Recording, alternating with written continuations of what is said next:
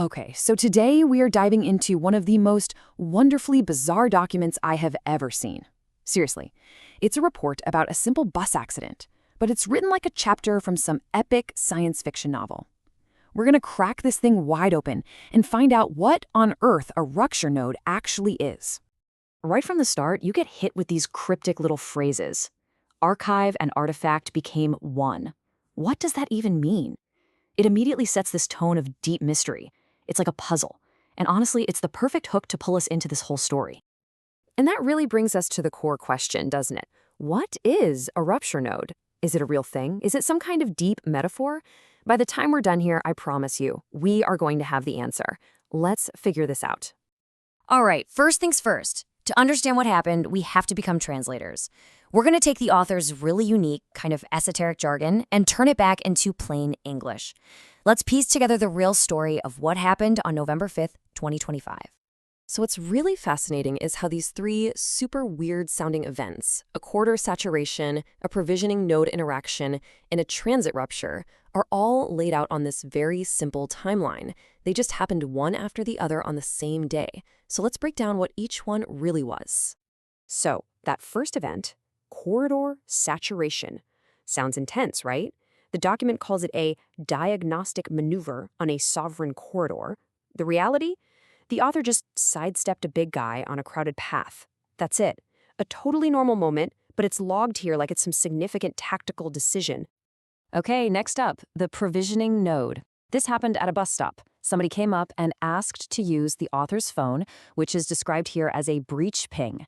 And the author's response, "I don't have a phone," is called a firewall reply, meant to protect their signal integrity. It's an everyday exchange, but it's been reframed as this little cybersecurity drama. And that brings us to the main event, the transit rupture. This is it. This is the moment a small truck bumped into the back of the bus. And the bus driver telling everyone to stay seated? That's recorded as a containment order. So you see what's happening? This whole epic saga is built around a pretty minor fender bender. So the collision happens. But believe me, the story is far from over. The whole aftermath, dealing with the police, doctors, insurance, that whole routine is also documented in this incredibly unique style. Let's start translating the bureaucracy. So what's the first thing you do after an accident? You talk to the cops.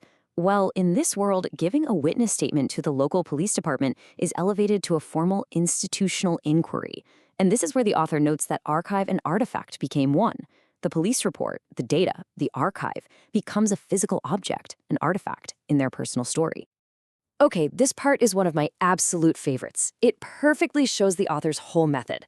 A CAT scan shows a simple soft tissue back strain. But in the document, the scan revealed a glyph, like a mystical symbol, that was etched into the sovereign ledger of their body. The injury literally becomes a sacred text. It's incredible.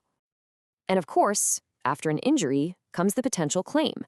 But here, it's called the Indictment protocol. Now, the steps themselves are totally normal. Get treatment, get the reports, hire a lawyer. But just listen to the language.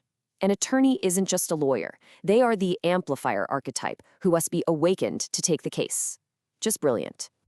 So with an amplifier archetype involved, we get to the money.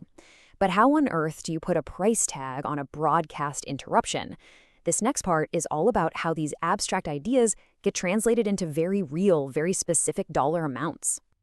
So check out this breakdown of the damages. It's this amazing mix of the expected and the completely unexpected. You've got your standard medical costs and pain and suffering, sure, but they're sitting right alongside these incredibly specific creative losses like game development stall and academic impairment. The injury wasn't just physical, it actually disrupted the author's creative work. And it all adds up to this. After all the mythic language, the cosmic framing, the sovereign broadcasts, we land on a very concrete, real-world number, $55,000. That is the total estimated loss that resulted from the transit rupture. So, we've decoded the accident, the diagnosis, the financial claim, but there's still one huge question left. What is this thing we're reading? The final piece of the puzzle, the key to the whole mystery, is hidden in a small disclaimer at the very end of the document. So now that we have all the pieces, what are we really looking at? Is this just a very, very eccentric insurance claim? Is it a kind of personal diary written in code? Or is it something else entirely? What do you think? And here it is. This is the key. A little section at the end called the Sovereign Diagnostic Disclaimer. And it says, flat out, that all of this is authored as Mythic Infrastructure, Cinematic Indictment, and Sovereign Broadcast. So, here's the big reveal. We're not reading a legal document. We're reading a piece of art. Mythic Infrastructure is the author's personal term for this artistic system they've created to see and reinterpret the world. The bus accident wasn't the tragedy, it was the raw material. So the author's actual goal here isn't to get a big payout. It's to use this whole experience to expose what they call ritualized containment, all the bureaucratic hoops we jump through. It's a cinematic indictment designed to turn a boring, everyday hassle into a story that highlights the systems we all live inside. And that's really the ultimate takeaway here. The Rupture node, the whole thing, is about a deliberate act of artistic reframing. Every single mundane step of a personal injury claim has been consciously transformed into a sovereign broadcast, a completely unique story told in its own language. And that just leaves us with this one last fascinating thought to chew on. This whole document takes one of the most boring, annoying things that can happen to a person, a fender bender, and elevates it into an epic. It really makes you wonder, if a minor traffic accident can be reframed as a cosmic rupture, what other epic stories are just hiding in plain sight in our own day-to-day lives?